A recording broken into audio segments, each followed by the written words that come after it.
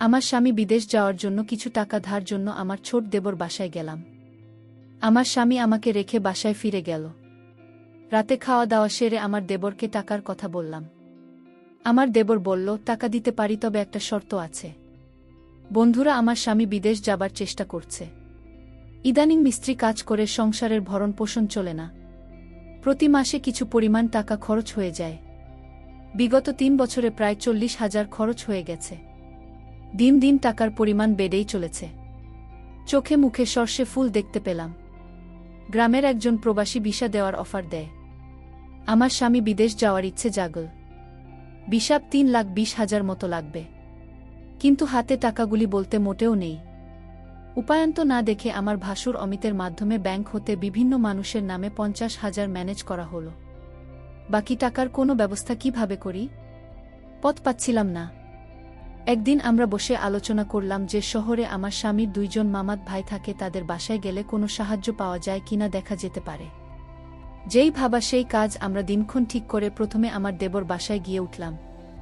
দেবর অবিবাহিত, সরকারি ভালো চাকরি করে, ভালো মাইনে পায়।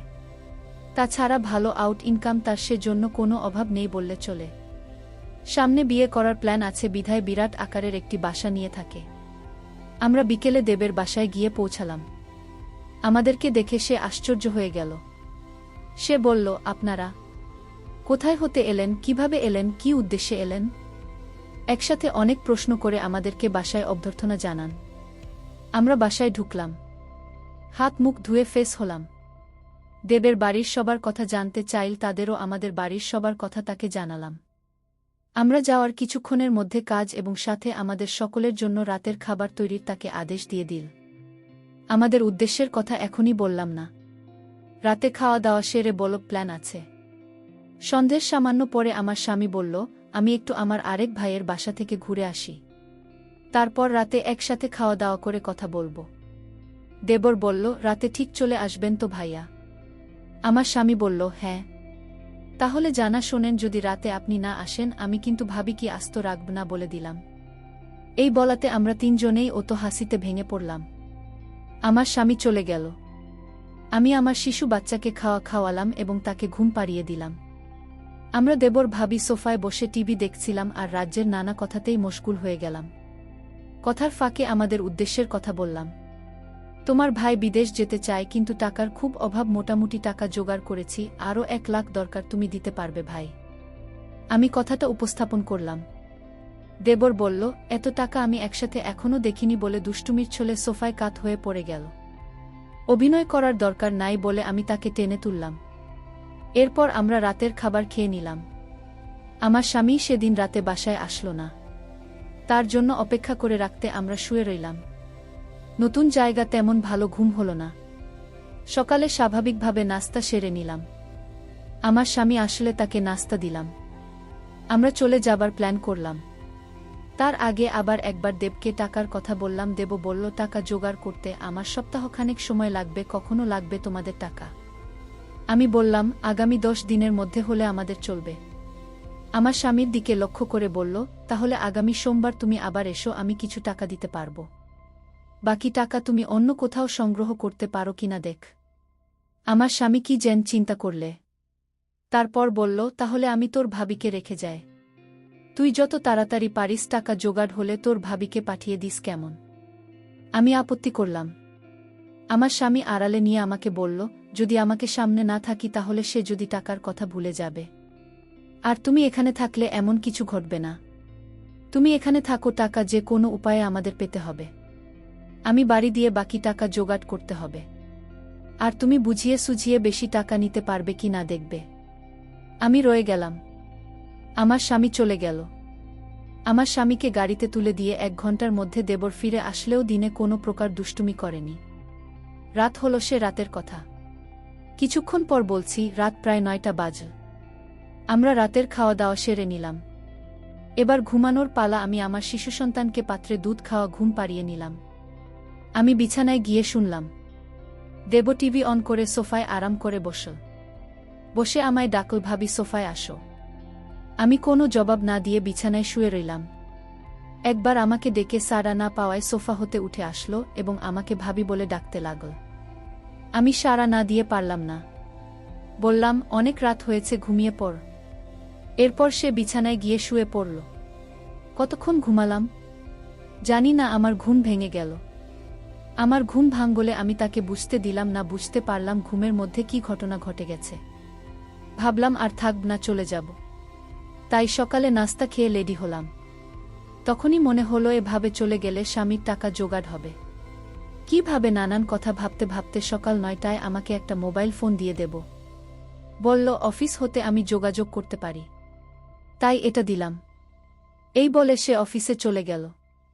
আমি একা তার পথ চেয়ে বসে রইলাম। অফিসে চলে যাওয়ার পর আমি সম্পূর্ণ একা বসে বসে টিভি দেখছিলাম। দরজায় কড়া নাড়ল। দরজার পাশে গিয়ে জিজ্ঞেস করলাম, কে? বাহির হতে জবাব এল, আমি কাজের বুয়া খুলে দিলাম। ভুয়া পাক শাক সব শেষ করে আমার কাজ হয়ে গেছে। বিদায় নিয়ে চলে গেল। আমি আবার টিভি দেখায় মগ্ন হলাম। বেলা প্রায় 1টা বাজল। আমি স্নান করার জন্য প্রস্তুতি নিলাম। এমন সময় মোবাইল বেজে উঠল। দূরে গিয়ে রিসিভ করলাম। উপার হতে আমার দেবর বলতে লাগল, ভাবি, আমি একজন লোকের হাতে 10,000 পাঠাচ্ছি। লোকটা আমার খুব আপনি একটু ভালো করে মেহমানদারি করবেন, চা নাস্তা যা চায় তা দেবেন, কোনো কার্পণ্য করবেন না, বুঝলেন? টাকাগুলো আপনার জন্য। আমি ঠিক আছি বলে ফোন রেখে দিলাম। আমি আবার টিভি দেখার জন্য সোফায় বসলাম। টিভিতে একটা ইংলিশ সিনেমা চলছে। এমন সময় দরজায় কড়া নাড়ার শব্দ হল।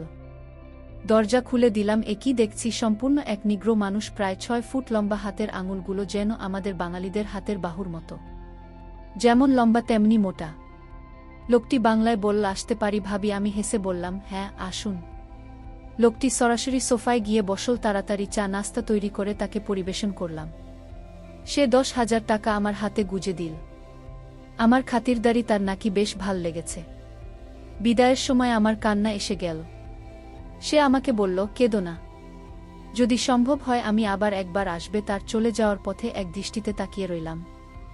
ভাবলাম, সে যদি আমাকে সাথে নিয়ে নিত। বিকাল বেলায় আমার দেবর অফিস হতে ফিরে এসে লোকটির কথা জানতে চাইল, টাকা দিয়েছে কিনা। বললাম, হ্যাঁ দিয়েছে।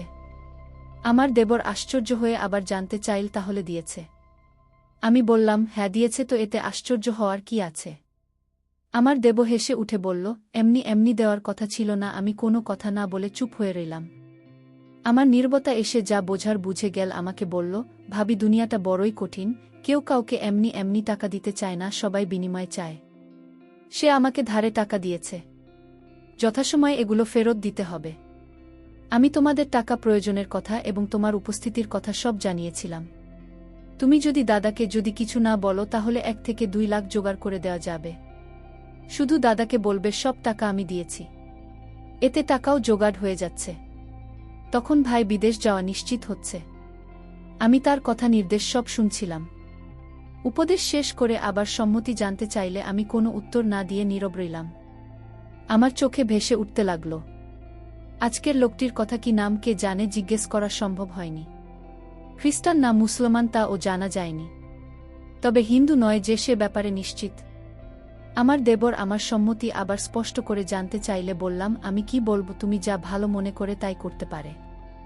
আমার সম্মতির লক্ষণ দেখে বলল, রাতে একজন মেহমানকে দাওয়াত করেছি। কিছুক্ষণ পর কাজের বুয়া আসলো। সে বিকেলে চা নাস্তা তৈরি করার পাশাপাশি রাতের রান্নাবান্না শেষ করে চলে গেল। কে আসছে, কেমন হবে, লোকটি মনের ভিতর একটা চঞ্চলতা কাজ করতে লাগল। রাত 9টা বাজলেই আমি দেবরকে বললাম, খেয়ে নেবে না? মেহমান এর জন্য অপেক্ষা করবে। বল না, মেহমান কি আসবে? চলো আমরা খেয়ে নিই। আমরা খেয়ে নিলাম। আমরা বসে বসে টিভি দেখছি। প্রায় রাত 10টা। দরজায় খটখট আওয়াজ শুনলাম, বুঝলাম মেহমান এসে গেছে। আমার দেবর দরজা খুলে দিল। মেহমান ঘরে ঢুকে জানতে চাইল, তোমার ভাবি? করে বলল, ভিতরে আছে। দুজনে একসাথে আমি যে ঘরে আছি সে ঘরে চলে গেল। দেবর তার সাথে আমাকে পরিচয় করিয়ে দিল। লোকটি দেবকে উদ্দেশ্য করে বলল, তোমার ভাবিকে তো দেখতে দারুণ লাগছে। আমি 1 মিনিট টিভির দিকে তাকিয়ে আছি। সকালে ঘুম হতে উঠে ফ্রেশ হলাম। তারপর দুজনে চা নাস্তা খেলাম। আমার দেব সকাল 9টায় অফিসে রওনা হয়ে গেল। আজ কোনো মেহমান আসবে কিনা বলে গেল না। আমার কাছে গতকালের রেখে যাও তার মোবাইলটা কিন্তু আছে, হয়তো যোগাযোগ করবেন, না করলে আরও ভালো। আজ বিশ্রাম নেওয়া দরকার। দেব ওর চলে যাওয়ার পর আমি বিছানায় শুনলাম কেমন জানি একা একা লাগছে। বুয়া আসলো দরজায় নক করার সাথে সাথে আমি গিয়ে খুলে দিলাম। বুয়া তার কাজ ঘণ্টা দেড়েকের মধ্যে শেষ করে চলে গেল। আমি আবার একা হয়ে গেলাম। ঘরের দরজার খিল মেরে দিয়ে বিছানায় শুয়ে পড়লাম। আজকের দিনের সব ঘটনা ভাবতে ভাবতে হঠাৎ মনে হল দরজা খুলে কেউ যেন প্রবেশ করছে। ভাবলাম আমার দেবর হয়তো আজ তাড়াতাড়ি ফিরে এসেছে। বিছানা থেকে উঠলাম না, দেবের সাথে দুষ্টুমি করার জন্য ঘুমের ভান ধরে শুয়ে রইলাম। দেব ওর ঘরে ঢুকে দরজা বন্ধ করে দিল। আস্তে এক পা দুপা করে আমার ঘরে প্রবেশ করল। আমি আজ প্রতিজ্ঞা করলাম আমি চোখ খুলব না। দেব ওটা আমার ঘরে ঢুকে কোনো কথা বলল না। অনেকক্ষণ দাঁড়িয়ে থেকে যাতে করে আমি জেগে না উঠি। আমার কাছাকাছি বসে চোখ খুলে আমি হতভম্ব হয়ে গেলাম। এ সম্পূর্ণ এক অপরিচিত এক লোক, আগে কখনো তাকে দেখেনি। আমি জিজ্ঞেস করলাম, আপনি কে? বল, আমাকে কেউ পাঠায় নাই। আমি পাশের বাসায় থাকি এবং এই ঘরগুলোর মালিক। বাসা হতে বের হওয়ার সময় দেখলাম তোমার দরজাটা লাগেওনি। আমি ঢুকলাম, ভাবলাম একটু গল্প করে যাই। সে বলল, আমি তোমাদের সমস্যার কথা শুনেছিলাম। কি সমস্যা বলো তো? জবাবে বললাম, আমার স্বামী বিদেশ যাওয়ার জন্য টাকা ধার চাইতে এসেছিলাম। টাকা জোগাড় হয়েছে। তোমার কি সে আপন দেব না? আমার স্বামীর গ্রাম্য বাল্যবন্ধু এবং দূর সম্পর্কের চাচাতো ভাই। লোকটি হেসে উঠল। তাই চিন্তা করো না, আমি তোমাকে সাহায্য করব। আমি এখানে একা থাকি, কেউ নেই। যতদিন থাকব আমি তোমাকে সেলফ করব। আমি এখনই টাকা দিচ্ছি। এই বলে বাসায় গিয়ে টাকা নিয়ে ফিরে আসলো। টাকা দিয়ে বলল, কাউকে বলবে না। মেঘ না চাইতে জল পেলাম। লোকটা বলল, দুপুর বেলায় আমাদের বাসায় এসো, তোমার সাথে গুরুত্বপূর্ণ কথা আছে। দুপুর হতে আরও 3 ঘন্টা বাকি আছে। অপেক্ষা করতে করতে যখন 2টা বাজল, আমি আস্তে আস্তে এক পা দুপা করে বাড়ির মালিকের ঘরের দরজায় গেলাম। দরজায় চোখ রাখলাম, কিছু দেখলাম না। দরজায় আস্তে করে টোকা দিলাম, কারও জবাব পেলাম না। দরজায় হাত দিতেই দরজা খুলে গেল। ভিতরে ঢুকে দেখলাম সে তার রুমে শুয়ে আছে। আমি তার পাশে গিয়ে দাঁড়ালাম। আমায় দেখে খুশিতে হেসে বলল, তুমি এসেছ। লোকটা বলল, তুমি দেখতে আমার বড় মেয়ের মতো। সে দেশের বাইরে থাকে। কয়েক বছর হলো সে বাসায় আসে না। নিজেকে একা একা লাগে। লোকটা বলল, তোমার এখানে আর থাকার দরকার নাই। তোমার যত টাকা লাগে সব আমি দিচ্ছি। দুনিয়াতে এখনো অনেক ভালো মানুষ আছে যারা কোনো বিনিময় চায় না। অনেক দিনের জমানো কথাগুলো তার সাথে শেয়ার করে প্রায় ঘন্টা 2 পর আমি আমার দেবর ঘরে ফিরে এলাম। এভাবে আমার টাকা জোগাড় হয়ে গেলে দেবকে বললাম, আমি চলে যেতে চাই। দেব না বলল না। তার পরের দিন সকালে আমায় বাসে তুলে দিলে আমি বাড়ি চলে এলাম। কয়েকদিন পর আমার স্বামী বিদেশ চলে গেল। বন্ধুরা, আজকে বিদায় নিচ্ছি। গল্প ভাল লাগলে একটা লাইক দিয়ে বন্ধুদের সাথে শেয়ার করে দাও। আর এই চ্যানেলটি নতুন দর্শক হয়ে থাকলে চ্যানেলটি সাবস্ক্রাইব করে নিতে ভুলবেন না। নতুন নতুন গল্প পেতে দেখা হবে আগামীকাল এর নতুন ভিডিওতে।